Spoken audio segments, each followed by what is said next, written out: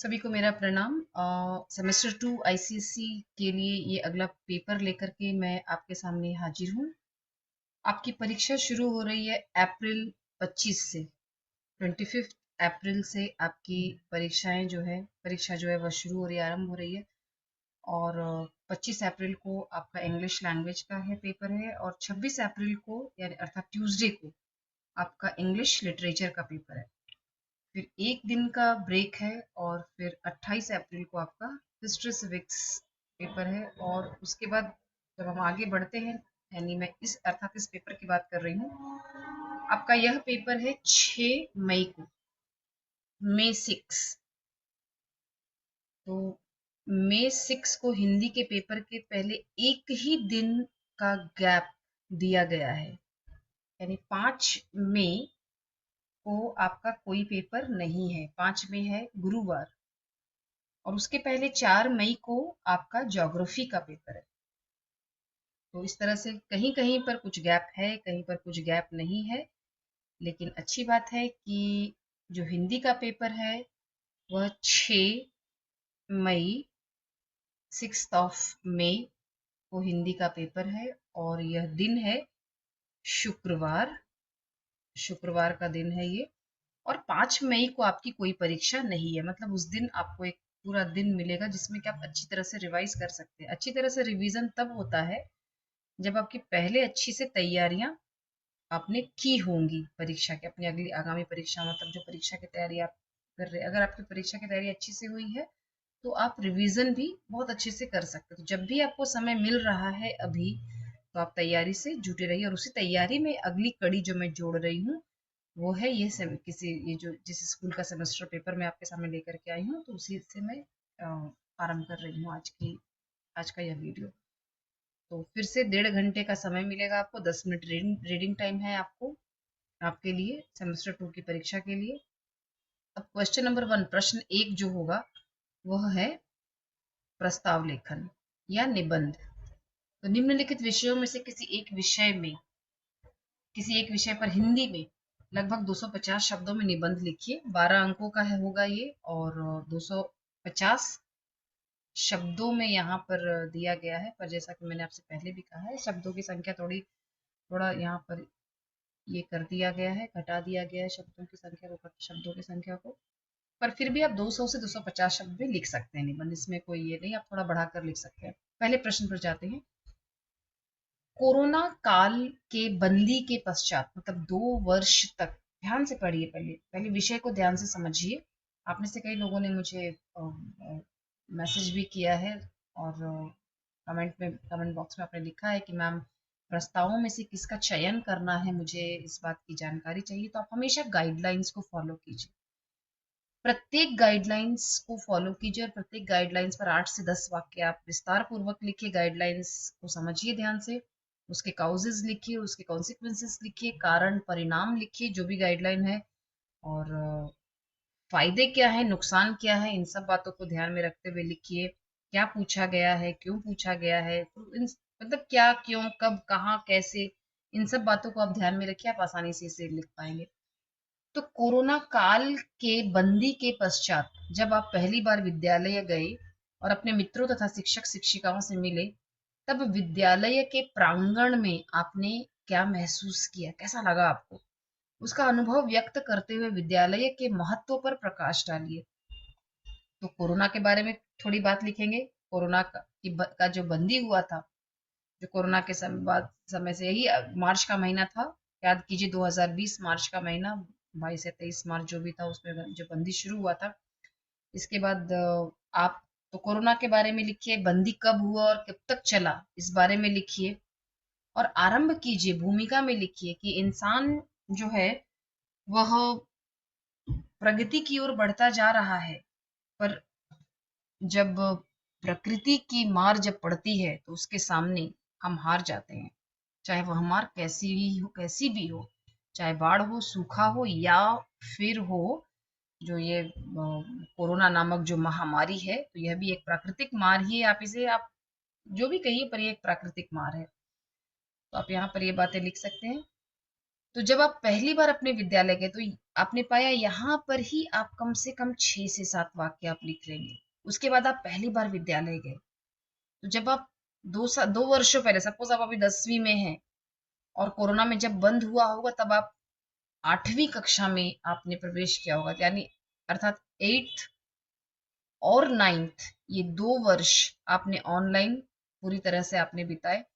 और आप 10वीं कक्षा में अपने विद्यालय में आप आए हैं, तो आपने कैसा महसूस किया यहाँ पर आने के बाद? तो आप किसी किसी के साथ अलग भी हो सकता है, कोई किसी का 9वीं चल रहा हो और 9वीं 10वीं पूरा आपने, और आप सिर्फ और सिर्फ परीक्षा के समय आप विद्यालय गए हो, आप ये भी लिख सकते हैं। डिपेंड करता है आपका अनुभव कैसा, वो आप वहां पर लिखिए। तो आप विद्यालय गए, तो विद्यालय जब गए तो आपकी स्थिति कैसी थी? आप अपनी मनोस्थिति का वहां पर वर्णन करेंगे कि आपकी मानसिक स्थिति कैसी थी जब आप विद्यालय गए। तो आपको थोड़ा-सा भय भी महसूस हो रहा था। भय किस बात का था कि कहीं अगर कोरोना में थोड़ी-सी भी हमने वहाँ पर चूक की, अपने स्वास्थ्य के बारे में आपने नहीं सोचा, आप मास्क आपने नहीं उपयोग किया, या अगर शेयर किया, किसी ऐसे व्यक्ति के साथ बैठ गए जिसे कोरोना हुआ हो, या तो फिर क्या होगा? तो ये सारी बातें आपके दिमाग में चल रही थी, लेकिन उसके बाद भी आप बहुत साहस बटोर करके अपने माता और पिता का आशीर्वाद लेकर के आप जब विद्यालय में गए और उसके बाद अपने मित्रों से मिले, तो मतलब विद्यालय के गेट से लेकर के, विद्यालय के फाटक से लेकर के, लिफ्ट से लेकर के अपनी कक्षा तक का उल्लेख कीजिए। फाटक के बाहर जब आप चलकर आ रहे थे, या आप ऑटो से आए, गाड़ी से आए, बस से आए, सब लिखिए वहां पे। और फिर फाटक पर ही आपको आपके 2-4 मित्र मिल गए, वे मित्र मिले जिन्हें आप लगभग 2 वर्षों के बाद देख रहे थे, और उनमें बहुत बदलाव आ गया था, और आप चाह करके भी उनसे गले नहीं मिल सके, क्योंकि आपके सामने सामाजिक दूरी बनाए रखें, तो यह बात थी आपके सामने। तो यहाँ पर ये लिखिए। फिर आपकी मतलब आप कई ऐसे शिक्षकों से मिले, क्योंकि कक्षा 8वीं में जब आप थे तब आपके अलग शिक्षक थे, और कक्षा 10वीं में अभी जो शिक्षक हैं, ऑनलाइन में तो आप इनसे मिल रहे थे, स्क्रीन पर देख रहे थे, पर आमना सामना आपका पहली बार हो रहा था, और आप बहुत प्रफुल्लित थे, आपका मन बहुत खुश था अपने मित्रों और शिक्षकों से मिल करके। और विद्यालय के प्रांगण में जब मैं खड़ा हुआ, जब मैं वहां पर पहुंचा, जब मैं वहां पहुंची, तब वहां जो ठंडी हवा का स्पर्श मुझे मिला, और विद्यालय के प्रांगण में जो खेलों, बास्केटबॉल का कोर्ट था, और मतलब जो भी आपके विद्यालय में जैसा भी प्रांगण हो वहां पर, तो मुझे देखकर ऐसा लगा कि ओह, 2 वर्ष मैंने अपने इस विद्यालय को बहुत याद किया, बहुत याद किया इस विद्यालय को, अपनी कक्षाओं को, खेल के मैदान को, कैंटीन को मैंने बहुत मिस किया, बहुत याद किया। मतलब ये सब बातें आप, आपने जो अनुभव किया उसको आप वहां पर लिखिए। तो ये सारी बातें अनुभव की हो गई। अब विद्यालय के महत्व पर प्रकाश डालना है कि आप विद्यालय का क्या महत्व है किसी भी इंसान के जीवन में, विद्यालय का क्या महत्व है, इस पर आपको कम से कम 8 बातें लिखनी है। जब आप विद्यालय जाते हैं तो जाने अनजाने आप बहुत सारी चीजें, विद्यालय में बहुत सारी बातें सीखते हैं, मित्रों के साथ उठना बैठना सीखते हैं, सही बातें सीखते हैं, संस्कार सीखते हैं। एक विद्यालय विद्यार्थियों को संस्कारी और सुशिक्षित बनाता है, और एक सफल इंसान, सफल नागरिक बनने में विद्यालय का बहुत योगदान होता है। तो आप इन सभी बातों को लिखिए। विद्यालय का महत्व लिखा गया है, तो विद्यालय किसी भी विद्यार्थी को सुशिक्षित बनाता है, संस्कारी बनाता है। ना चाहते हुए भी हमें विद्यालय में अपने उन संस्कारों को, उन रूल्स एंड रेगुलेशंस को मानना ही पड़ता है, जो हम घर में शायद, जिसको हम नहीं मानते हैं। तो विद्यालय में हम शिक्षित होते हैं, विद्यालय हमें एक सफल नागरिक बनाता है, सफल नागरिक बनाता है। विभिन्न क्षेत्रों में अलग अलग रोजगार अगर हम पाते हैं, प्राप्त करते हैं, रोजगार हम प्राप्त करते हैं, जैसे कोई डॉक्टर बन रहा है, कोई शिक्षक, कोई इंजीनियर, तो मतलब कोई अलग अलग कौशल में अगर कोई बहुत ही कुशल है, तो उसमें विद्यालय का बहुत योगदान होता है। तो शिक्षा में बहुत ताकत होती है, और यह शिक्षा, शिक्षा में एक कलम, कहते हैं ना, a pen is mightier than a sword, एक कलम की ताकत तलवार से कहीं ज्यादा होती है। कलम मतलब क्या है? शिक्षा। तो शिक्षा मनुष्य को बहुत शक्तिवान बनाता है, शक्तिशाली बनाता है, मानसिक रूप से भी और शारीरिक रूप से भी। क्यों शारीरिक रूप से हम क्यों कहते हैं? क्योंकि हम जब हम शिक्षित होते हैं तो हम अच्छे भोजन का, पोषण का महत्व समझते हैं, हम शक्तिशाली बनते हैं, मतलब अंदरूनी तौर से और बाहरी तौर से यह हमें शक्तिशाली बनाता है। फिर विद्यालय में सिर्फ हम पढ़ते ही नहीं है, बहुत सारी जो पाठ्यक्रम के अंतर्गत जो क्रियाकलाप है वो हम सीखते हैं। जैसे कि कविता पाठन है, आप कविता पढ़ रहे हैं, आप किसी विषय पर भाषण दे रहे हैं, आप किसी विषय पर तर्क वितर्क कर रहे हैं, आप खेल रहे हैं। तो विद्यालय बहुत तरह, मतलब आपके सर्वांगीण विकास में, आप यहाँ पर कह सकते हैं कि ओवरऑल डेवलपमेंट में, आपके सर्वांगीण विकास में, एक किसी भी व्यक्ति के सर्वांगीण विकास में विद्यालय का बहुत महत्व होता है। और यह बात वास्तव में अकाट्य है। अकाट्य मतलब मेरी इस बात को आप काट नहीं सकते कि विद्यालय के बिना एक बच्चे का विकास उतने अच्छे तरीके से नहीं हो सकता जितने अच्छे तरीके से एक विद्यालय में होता है। वजह यह है कि विद्यालय में आप अनगिनत मित्रों के साथ उठते हैं, बैठते हैं, अच्छे संस्कारों को सीखते हैं। मतलब ये जो सारी बातें मैंने यहाँ पर बताई है, उसके अलावा विद्यालय में जो चीजें आप घर में मना करते, चाह करके भी नहीं करते हैं, आप मित्रों के साथ मिल करके नाचते भी हैं। अगर आप कहीं किसी में भाग ले रहे हैं, जैसे आप जो आपका ईयरली फंक्शन है, जो आपका वार्षिक उत्सव है वगैरह है, आपके खेल का जो वार्षिक खेलकूद दिवस होता है, उसमें आप भाग लेते हैं, तो ये आप घर में बैठकर आप नहीं कर सकते हैं। तो प्रत्येक पल विद्यालय का प्रत्येक पल कैसा होता है? यादगार होता है और कीमती होता है। कीमती होता है। तो ये सब बातें आप लिखिए यहाँ पर और उसके महत्व पर प्रकाश डालें। तो इसके अलावा आप योग लिख सकते हैं। विद्यालय में बच्चों को योग करवाया जाता है, खेल कूद करवाया जाता है, और शिक्षक जो है मतलब एकदम आधुनिकतम तरीके से बच्चों को पढ़ा रहे हैं। हर क्षेत्र में उनको आगे बढ़ने के लिए उन्हें, बच्चों को वो शिक्षक जो है वे प्रोत्साहित करते हैं। इसीलिए यहाँ पर आप एक स्लोगन लिख सकते हैं या कोई दोहा, अगर आपको आता है विद्यालय पाठशाला के बारे में कोई स्लोगन या दोहा आदि आप चाहे तो आप यहाँ पर वो भी लिख सकते हैं। फिर अंत में आप लिखिए कि विद्यालय के जो शिक्षक होते हैं बच्चों को उचित शिक्षा देते हैं, जिससे बच्चों की जो भविष्य है, भविष्य की नींव, नींव मतलब क्या होता है? फाउंडेशन, वह मजबूत हो जाती है।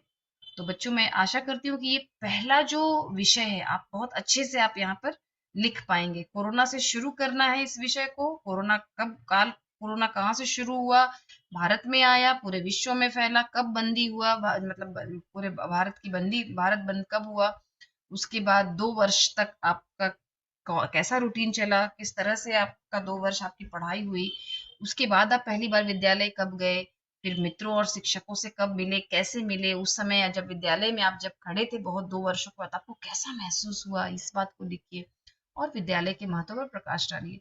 ये मैंने बहुत अच्छे से आपको समझाया है। मैं आशा करती हूँ आपको यह जरूर समझ में आया होगा। अब हम आते दूसरे विषय पर। राजनीतिक उथल पुथल से समाज पर क्या प्रभाव पड़ता है और साधारण जनता किस प्रकार उससे प्रताड़ित होती है, इस विषय पर आपको प्रस्ताव लिखना, अपना विचार लिखना। मेरे विचार में यह जो प्रस्ताव है, विषय काफी कठिन है। अगर आप राजनीति में, पॉलिटिक्स में आपकी रुचि है तो आप इस प्रस्ताव को आप चयन कीजिए, इसको चुनिए। राजनीतिक उथल पुथल का अर्थ है बदलाव। जब भी सत्ता में जो पार्टी आती है, चाहे वह कांग्रेस हो या फिर बीजेपी हो, आम आदमी पार्टी हो, तो उससे वहां पर क्या, उस बदलाव से समाज पर क्या इफेक्ट पड़ता है।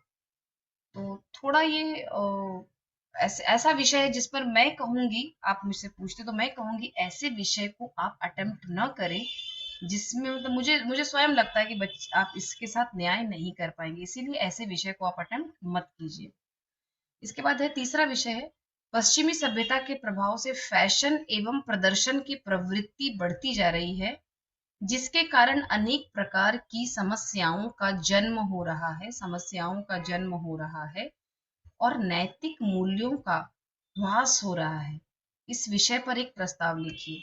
सबसे पहले आप यहाँ पर भारतीय संस्कृति की बात करेंगे कि क्या है भारतीय संस्कृति, कैसी है भारतीय संस्कृति। तो भारतीय संस्कृति में जब आप बात करेंगे तो यहाँ की विशेषताओं की बात करेंगे, यहाँ के योग की बात करेंगे, यहाँ के पहनावा, खान पान आदि की बात करेंगे, ज्यादा नहीं, 2-3 वाक्यों में। उसके बाद हम विषय पर आ जाएंगे। विषय है पश्चिमी सभ्यता का प्रभाव। वापस फिर से आप यहाँ पर लिखेंगे कि चूंकि ग्लोबलाइजेशन ग्लोबलाइजेशन हो चुका है, मतलब पूरा विश्व, मानो अब एक पूरा विश्व एक है, पूरा विश्व एक परिवार के समान है, जहां पर, और जैसे परिवार के सदस्य एक दूसरे को प्रभावित करते हैं, वैसे ही जो पूरे विश्व के देश हैं वे एक दूसरे को प्रभावित करते हैं।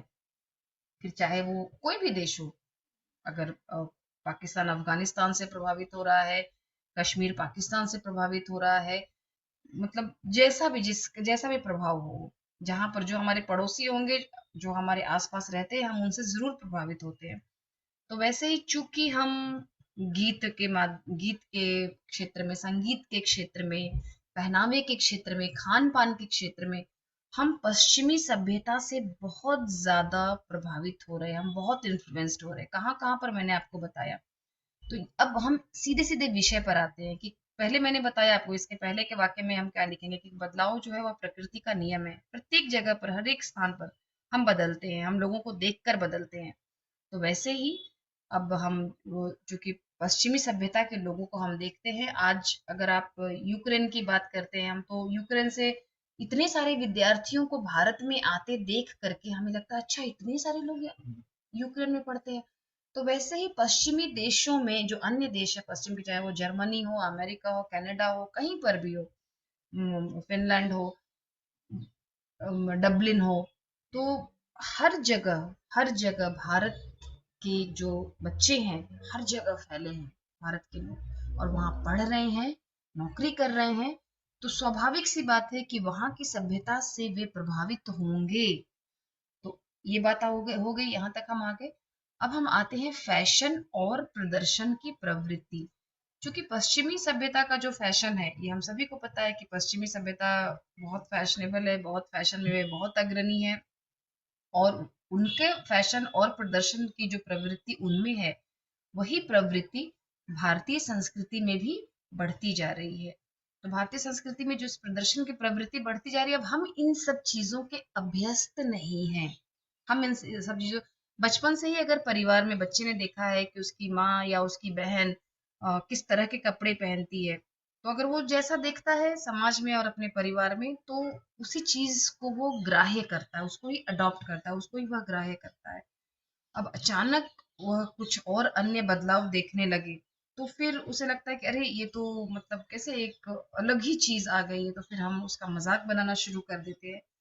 तो इसीलिए जब हम अ, आंखें मूंद करके जब इस तरह के फैशन और प्रदर्शन को हम अपनाते हैं, तो फिर अनेक समस्याओं का जन्म होता है, और नैतिक मूल्य जो हम मोरल वैल्यूज है, हमारे जो मोरल वैल्यूज है, वो हमारे जो मोरल वैल्यूज में भी बदलाव आते हैं। सबसे पहली बात है इसमें, एक और बात जो हम लिखेंगे वो है कि हमें जब भी हम किसी की नकल करते हैं, तो नकल करना, खास करके पश्चिमी सभ्यता का नकल नकल करना, भारत में लोग बहुत ही गौरव की बात समझते हैं। और एक मतलब नकल करना, पश्चिमी सभ्यता की नकल करना भारतीय संस्कृति में, भारत खास करके भारत के लोगों के लिए ये बड़े ही बहुत ही गौरव की बात समझते हैं। और विदेशी जो फैशन की बढ़ती हुई जो होड़ है, होड़ मतलब होता है, होड़ शब्द का क्या अर्थ है, प्रतियोगिता, ये जो बढ़ती हुई प्रतियोगिता है, विदेशी फैशन की बढ़ती हुई होड़, तो ये हमारी भारतीय संस्कृति के लिए बहुत ही क्या साबित हो रही है, बहुत ही हानिकारक साबित हो रही है। खास करके अंग प्रदर्शन। अब हम आते हैं कि कौन कौन सी समस्याओं का जन्म हो रहा है। तो हम यहाँ पर हम लिख सकते हैं अंग प्रदर्शन, इस बात को हम यहाँ पर लिख सकते हैं कि नवयुवतियां जो है, या नवयुवतियां, खास करके नवयुवतियां फैशन का अर्थ मात्र अंग प्रदर्शन समझने लगी हैं, और पाश्चात्य सभ्यता की जो चकाचौंध है, पाश्चात्य सभ्यता की चकाचौंध में हम सब मानो क्या हो चुके हैं, हम सब अंधे हो चुके हैं। मतलब बिल्कुल बिना सोचे समझे हम पाश्चात्य देशों के फैशन की हम नकल करते हैं। और जो भी कपड़े जो भी लोग जिस तरह से भी वहाँ के कपड़े पहनते हैं, वहाँ के फैशन को हम अगर फॉलो करते हैं, उनको मानते हैं, तो साड़ी पहनना, सलवार कमीज पहनना, तो इन सब सभी चीजों को भूल करके हम पाश्चात्य कपड़ों को हम ज्यादा प्राथमिकता देते हैं। तो इसका वास्तव में हमारे समाज पर हम कह सकते हैं कि इसका एक समाज का एक बहुत बड़ा वर्ग है, उसका इस पर बहुत दुष्प्रभाव पड़ा है। तो इससे अब हम आते हैं इसके दूसरे भाग पर कि इसके इससे हमारे नैतिक मूल्यों पर का ह्रास कैसे हो रहा है, हमारे जो मोरल वैल्यूज है वो कैसे इसमें खत्म हो रहे हैं। तो फैशन के कारण जो नैतिक मूल्य में इससे क्या हो रहा है, इससे अपराध को बढ़ावा मिल रहा है, इससे अपराध को बढ़ावा मिल रहा है, अश्लीलता का प्रसार हो रहा है, अश्लीलता का प्रसार हो रहा है, और लोग मतलब और एक दूसरे को देख करके इस तरह से ही खान पान और पहनावे की ओर बढ़ने लगे हैं। और इसके अलावा और भी हम यहाँ पर लिख सकते हैं, एक मिनट बच्चों,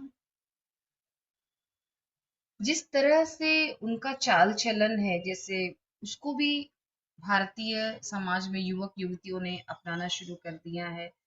और लड़कियां खास करके उससे बहुत ज्यादा प्रभावित है। और हमें ऐसा लगता है कि हमें अपनी प्रकृति का मान रखना चाहिए, अपने प्रकृति की विशेषताओं को हमें जानना चाहिए, और जिस तरह की हमारी जलवायु है वैसे जलवायु में हम एक इस तरह के कपड़े पहनते हैं, उस तरह के उन सबको हमें मानना चाहिए, और उसको ही उन सबको ही हमें अ, अंत में लिखिए इसमें कि जरूर हमें नकल जरूर करना चाहिए, पर नकल के साथ साथ हमें थोड़ी अकल के साथ हमें नकल करना चाहिए। अगर विदेशों में इस तरह के कपड़े पहनते तो उनकी सोच भी बहुत ब्रॉड है, वे ऐसे कपड़ों को पहनना, अंग प्रदर्शन करना बुरा नहीं मानते वहां के लोग, क्योंकि वहां घर घर में ऐसे ही कपड़े पहनते हैं, ऐसे ही लोग रहते हैं वहां पर। वहां के फैशन को वहां की जलवायु के अनुसार और वहां के लोगों की मानसिकता के अनुसार लोग वहां पर इस तरह के फैशन और प्रदर्शन की प्रवृत्ति वहां पर है। क्योंकि वहां पर हर एक लड़की, चाहे घर में या स्त्री, घर में माँ हो, बहन हो, या सड़क पर चल रही कोई भी आम युवती हो, वो सभी इस तरह के ही उनकी सोच विचारधारा है, जो भारत में हमारे यहाँ अभी तक नहीं पनपी है, नहीं बढ़ी है, और शायद बढ़ेगी भी नहीं, और ना ही पनपेगी। तो जब भी नकल करें तो अकल के साथ हमें नकल करना चाहिए, और अपनी संस्कृति का मान रखते हुए, अपनी संस्कृति की विशेषताओं को हमें समझते हुए उसके अनुसार हमें आगे बढ़ना चाहिए। अब हम पढ़ते हैं चौथे प्रश्न की ओर। हमारा चौथा प्रश्न है, मन के हारे हार है और मन के जीते जीत, इस कहावत को आधार बनाकर एक मौलिक कहानी लिखिए। देखिए, हम हारते हैं तो मन से हार जाते हैं। कई बार ऐसा होता है कि जैसे आप यहाँ पर जैसे मैं एक हेलन केलर की बात मैं यहाँ पर लेती हूँ, कि हेलन केलर जी बचपन से अंधी नहीं थी, वे जन्मांध नहीं थी। तो लेकिन उसके बाद भी जब वो 1.5 या 2 वर्ष के बाद जब उनकी दृष्टि चली गई, वे दृष्टिहीन हो गई, तो उसके बाद भी उन्होंने हार नहीं मानी, और ना ही उनके माता पिता ने हार मानी, और उन्होंने उनके लिए एक स्पेशल एक एजुकेटर की व्यवस्था की। और उसके बाद हेलन केलर ने क्या किया, उन्होंने इतिहास रच दिया। तो यहाँ पर भी आप मन के हारे हारे, मन के जीते जीत पर एक अलग कहानी लिखिए। मैंने आपको जो बताई वो हेलन केलर के माध्यम से मैंने आपको बताया कि इसका अर्थ क्या है। तो आप यहाँ पर मौलिक कहानी तभी लिखिए जब आप कहानी लिखने में बहुत अच्छे हैं, तभी आप मौलिक कहानी लिखिए, नहीं तो इस तरह की कहानी आप मत लिखिए। इसके बाद यहाँ पर शिवाजी के बारे में यहाँ का चित्र है, श्री छत्रपति शिवाजी। तो इस चित्र को ध्यान से देखिए और चित्र पर आधारित कोई लेख, घटना या कहानी लिखिए। तो आपके व्याकरण पन्नों में शिवाजी के ऊपर, उनके जन्म के ऊपर काफी एक अनसीन पैसेज में भी उनके बारे में बात, कहानी लिखी गई है, वो भी आप पढ़ सकते हैं। और अगर नहीं आप पढ़ पा रहे हैं, नहीं है आपको समझ में नहीं आ रहा है, तो आप शिवाजी का जन्म कहाँ हुआ, शिवाजी किस तरह से शिवाजी इतिहास में अपना एक महत्वपूर्ण स्थान रखते हैं, आज भी हम और आगे आने वाले युगों युगों तक हम शिवाजी की किस तरह से उनका हम सम्मान यूं ही करते रहेंगे, और उसकी वजह क्या है, वो कितने देश प्रेमी थे, अपने देश की रक्षा के लिए और अपनी संस्कृति के गौरव को बनाए रखने के लिए उन्होंने क्या किया, वे स्त्रियों का कितना सम्मान करते थे, यहाँ पर उनकी माता और किस प्रकार से उनका मतलब उनकी उनके जीवन में मतलब आज अगर हम उनको जानते तो उनके इस जीवन में उनकी माता का क्या प्रभाव था, यह यहाँ पर बताने की, जीजाबाई जी का क्या यहाँ पर प्रभाव था, यह यहाँ पर इस कहानी के इस चित्र के माध्यम से यहाँ पर बताने की कोशिश की गई है। तो ध्यान से देखिए, जीजाबाई जी के बारे में लिखिए, शिवाजी के बारे में लिखिए और अच्छे से आपका एक यहाँ पर प्रस्ताव आपका तैयार हो जाएगा। तो हम अगले प्रश्न पर बढ़ते हैं। निम्नलिखित विषयों में से किसी एक विषय पर हिंदी में पत्र लिखिए।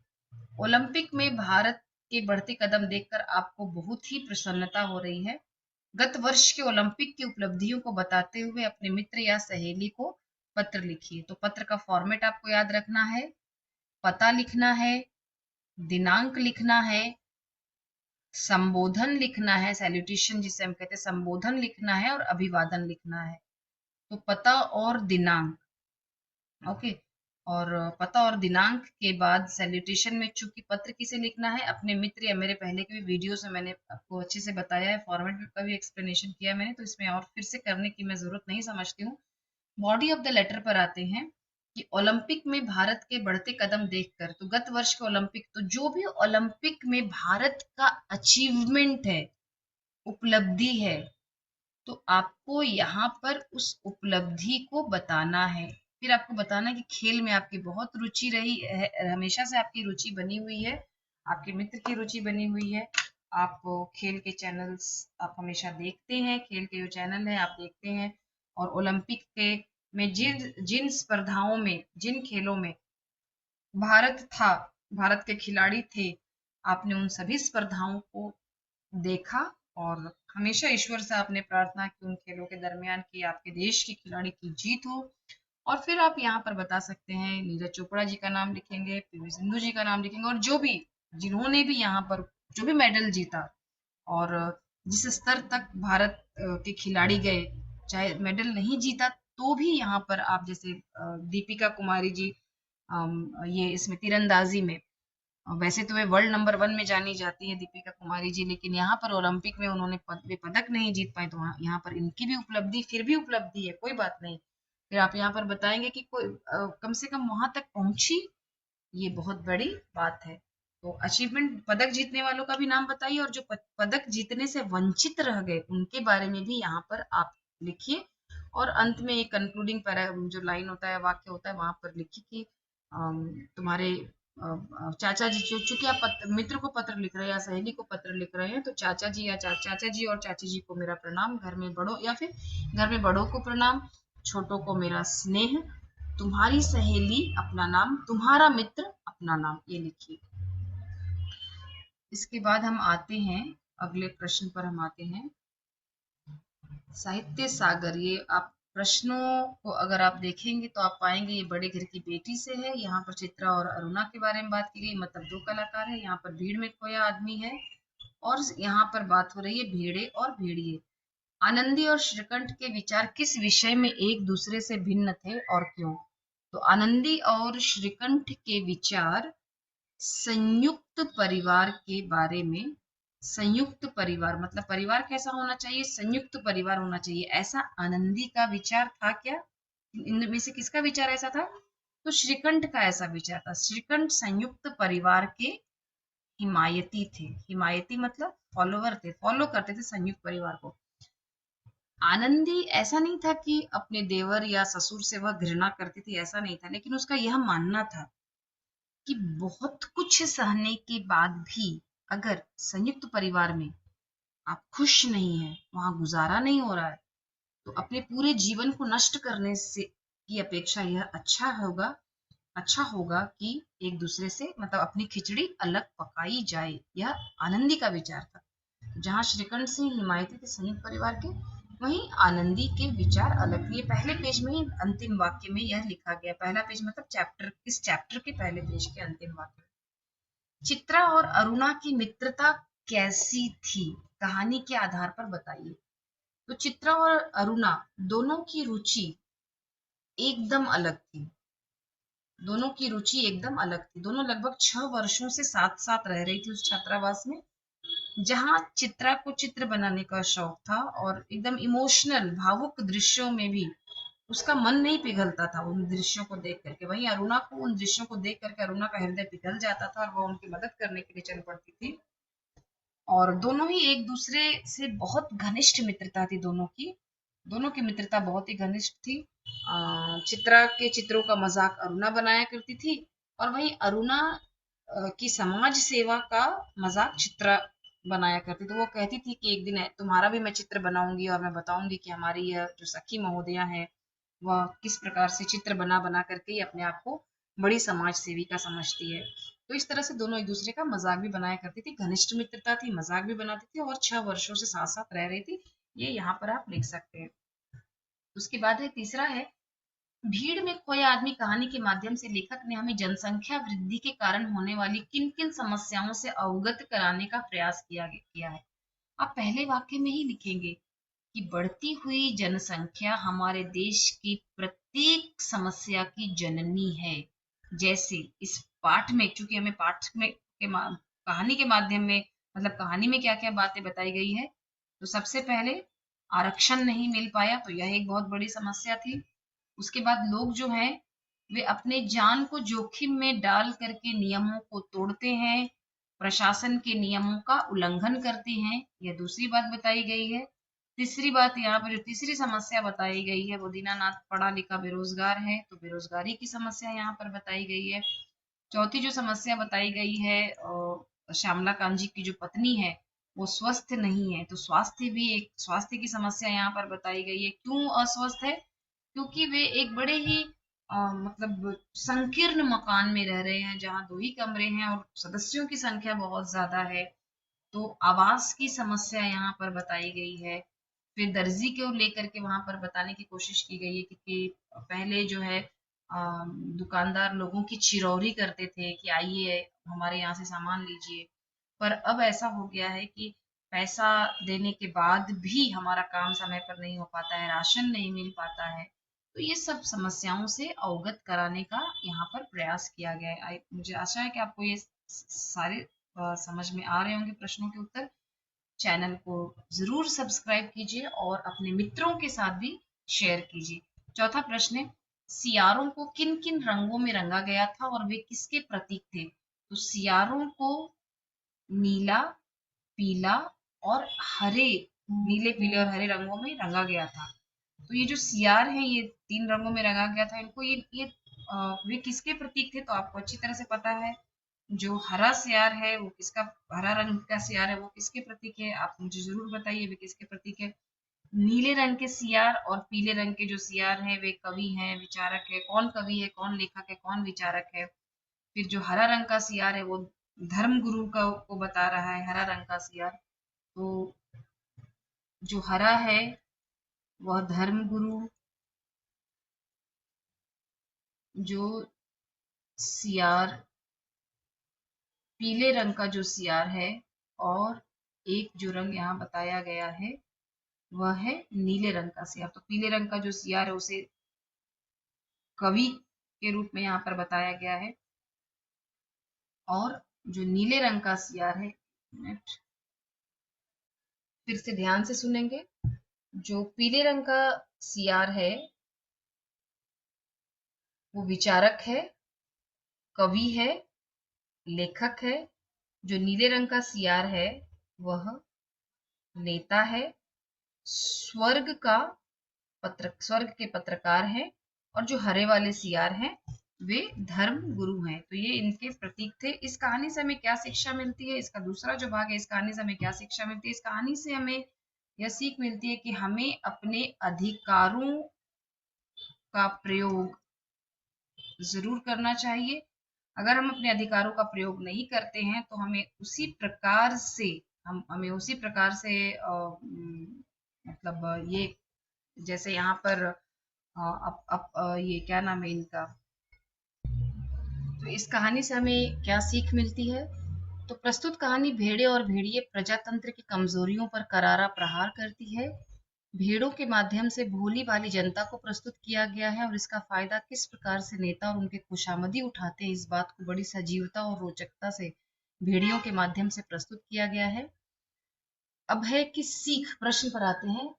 आपका जो प्रश्न है उसका दूसरा भाग है कि क्या सीख मिलती है। तो लेखक हमें स्वार्थी, मौकापरस्त और धोखेबाज नेताओं और उनके चापलूसों से बचने की और चुनाव के दौरान अपनी सूझबूझ का प्रयोग करने की सलाह दे रहे हैं। साथ ही लेखक कहना चाहते हैं कि प्रजातंत्र का अर्थ है एक ऐसे समाज की स्थापना जहाँ कोई जीवधारी किसी को ना मारे, किसी को ना सताए, ना ही शोषण करे, सब जिए और जीने दे। शांति, स्नेह, बंधुत्व पर समाज का आधारित होना ही वास्तविक प्रजातंत्र है। तो ऐसे अगले वीडियो के लिए आप जरूर देखते रहिए और चैनल को सब्सक्राइब करना ना भूलें। सभी को मेरा